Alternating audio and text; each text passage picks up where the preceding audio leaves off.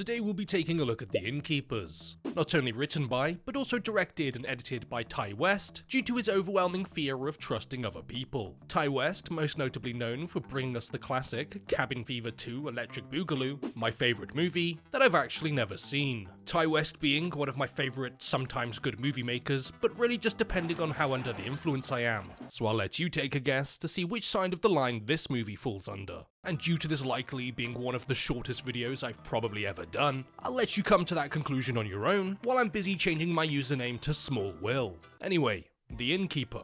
The movie begins at the Yankee Peddler Inn, a hotel that only peddles to Yankees on account of being extremely xenophobic against everyone else, where we meet our main character Claire, played by Sarah Paxton, which you might know from other horror movies like The Last House on the Left remake and Aquamarine. Claire and her co-worker Luke are the only employees left at the Yankee Peddler Inn, and as it's their last weekend working there before the place is permanently closed, they've decided to try and capture some of its supposed paranormal activity while they've still got the chance. The Yankee Peddler Inn, being a real hotel that Ty West and his crew had stayed in a few years ago while filming a different movie, where some of the crew would experience some strange occurrences. But that's just called being in Connecticut. Because of this, and to the stories that he was told by the staff who worked there, Ty would be inspired to create a movie and come back to shoot it on location at the real hotel, meaning that we have no one to blame for this movie except the minimum wage workers at the hotel who just wanted to watch the world burn. There's only 3 guests currently staying at the hotel, a mother and a son who are completely irrelevant to the story, and a former actress named Leanne, who is basically also irrelevant to the story. Things being completely irrelevant to the story is somewhat of a returning theme with this movie. Absolutely nothing that happens before the last quarter of the movie means literally anything by the end, and even with what's left being relevant, you'll still be questioning what the point of it even was. Luke runs a website documenting the paranormal occurrences at the hotel, hence why they're planning to communicate with a bunch of dead oldies, and after reading the story on the website about Madeline O'Malley, a woman who died in the hotel after being stood up on her wedding day, Claire proceeds to recite the terrifying ghost story to a small child, as that's the closest thing that they've got to entertainment around here. Taking it in shifts while the other person sleeps, Claire begins doing some EVP recordings around the hotel, EVP being electronic voice phenomenons, which is kind of like podcasts except for dead people, and after asking Madeline for a sign, she starts to hear music coming from the lobby that can only be picked up over the headphones, as apparently this ghost is an audiophile. So after following the sound to a piano, Claire enters the lobby as the music suddenly stops, as Madeline is overcome with performance anxiety, something which causes her to become extremely irate, as she then slams down on the keys, causing Claire to sprint away due to her fear of music theory. She sprints away in terror to Luke's room, but after her eyes are blessed by the sight of him in his tighty whities, she suddenly realizes that maybe she isn't quite as scared as she originally thought, as what's inside that room is far more scarier than what's outside of it. She bumps into Leanne in the hallway after creating a slight disturbance, known as sprinting through the hallways and screaming, where she explains her situation to her. But luckily for Claire, Leanne just so happens to be a little bit weird. She tells Claire that she's no longer an actress, as she now much prefers to spend her free time mingling with the dead, and not in the illegal cuddly way, but in the way of communicating with spirits thanks to the help of one of her Chaos Emeralds. Being quite familiar with talking to a room with nobody in it, Leanne tells Claire that she'll help her out, but before attempting to communicate with the spirit, like any good medium, all she'll need in return is her social security number, banking information, and mother's maiden name.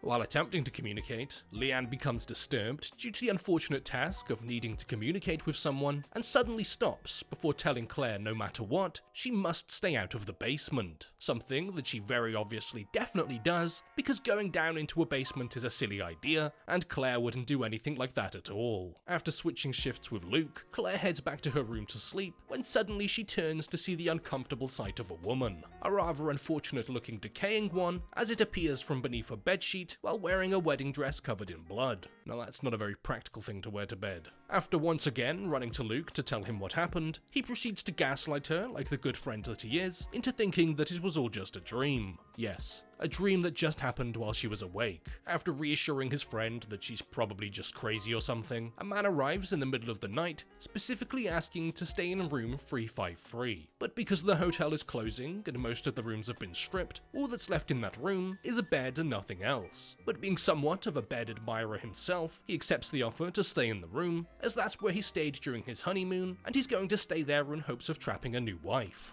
and with literally nothing to do and no job to get fired from once the weekend is over anyway, Luke and Claire proceed to get drunk before deciding to do an EVP recording together. And by doing an EVP recording together, I mean pull the viewer along with the potential of something actually interesting happening in this movie, with it just turning out to be them drunk messing around. And that's what the majority of this movie really is. Just a couple of friends talking about things in an empty hotel, while barely anything interesting takes place. And in a subplot that's definitely going to go somewhere in this movie, I promise, Luke begins to profess his love to Claire when suddenly she gets the idea to go down into the basement to try and find the ghost, as she'd much rather be trapped underground with a potentially evil spirit than have to awkwardly listen to him profess his love to her. And this is the point where over 3/4 of the way into the movie, finally something slightly interesting is going to happen. While attempting to communicate with Madeline in the basement, Luke starts to get panicked as they can both hear the faint sound of a woman wailing in the distance. But anyone who's ever had a girlfriend before can probably tell you that she just needs a snack or something. Claire tells Luke that Madeline is standing right behind him, and the idea of being in an enclosed area with 2 females is simply too overwhelming for him, so he literally gets up and sprints away out of the hotel before driving away and leaving the person behind that he just admitted to loving.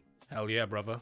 With no one else to turn to, because the person who's supposedly into this whole paranormal investigation thing decided to run away while they were actually doing this paranormal investigation thing, Claire goes to Leanne's room, and after waking her up with a nice refreshing swig of vodka to get the gears turning, she takes her to where the incident happened, the basement, where she just saw the scary ghost lady, after being told not to go there. But while down there, Leanne too gets freaked out and tells Claire that they both need to leave immediately. I get like that when I think I've left the oven on. Claire runs to her room to get her things, when suddenly she remembers the old man, and honestly, yeah, they are quite forgettable. She discovers a bye-bye note that he'd written before finding him taking a forever bath while his old man parts float around in the water. After leaving the room and taking a puff of her inhaler, because air is just so good she needs more of it, she hears a noise coming from the room and opens the door to see Madeline just hanging about. Luke then returns to the hotel because he ain't no beta male, and after talking to Claire in the lobby where she tells him about the old man's dangly parts, he heads upstairs to get Leanne when suddenly Claire hears something. After picking up a torch to go down an obviously well-lit hallway, Claire hears a noise coming from the basement, and using the computing power of her apparently only 2 functioning brain cells, she decides that the voice coming from the extremely haunted basement must belong to Leanne,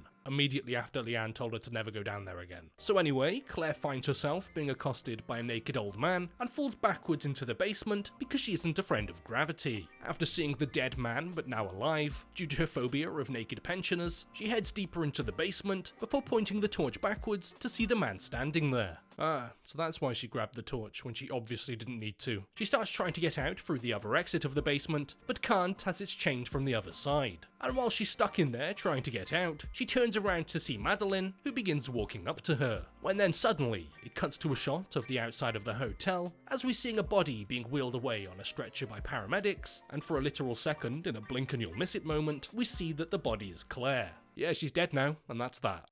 Well done. Movie complete. Luke heads back inside to accuse Leanne of knowing that this was going to happen, and then the movie just kind of ends. No, really. It just finishes like that. Nothing really happened, Claire dies, and the movie ends. And as much as I really didn't care for this movie, I am in a way glad that it did kind of get made, because technically it did make money on its budget of $750,000, meaning that it put Ty West one step closer to bringing us everyone's favourite Weird Woman trilogy.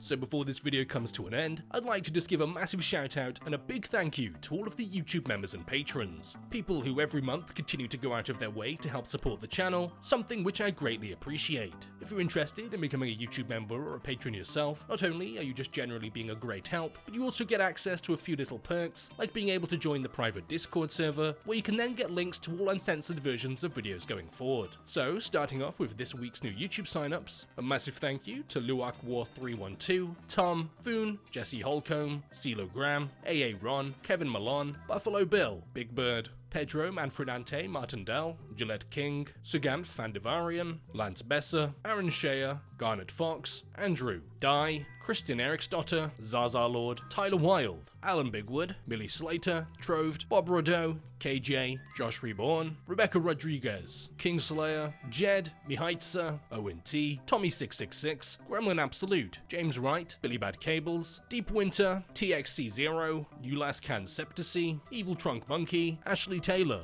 Jack Centrone, I'm Tired, Fabian Schultz, Robert Escobar, Panda Panda, Maximilian Seeger, Tammy Gorterman, Gabrielle Rieterer, Ishbu, Jordan Parker, and Feisty Squirrel. Now moving over to this week's new Patreon signups, a big thank you and a massive shout out to Lord Mirak, John Melia, Emma M, Mario Georgie, United Provinces, Arshu, Brody Stewart, Connor Day, Tim C, Dejon Simmons, Six Can Cooler, Janny Brooks, Janae, Frederick Holm, Jack Schwinkendorf, Natalie Mayoral, Het Donker, Brendan, Barley F Baby, I Am Beanhead, Leo James, Nina Nuns, Claire Athen, Bubs, Simon Raicher, Aisha Woods, Robbie Bird, Zero Lord, Daniel Christensen, Corey Wilkes, Ben, Lynx Cool, Josh Harper, Ernie Gonzalez, Jonathan Estelit, Jaden Saber, Megan, J2O, Dylan Adams, Ethan Williams, Houston Lee, Justin Stetler, Super 6B, Louis Sophia, Banana Scott, That Kid, Evan Swenson, Sonny, Anthony McGuigan, Fandom Fanatic, Elliot Lehman, Alec Lind,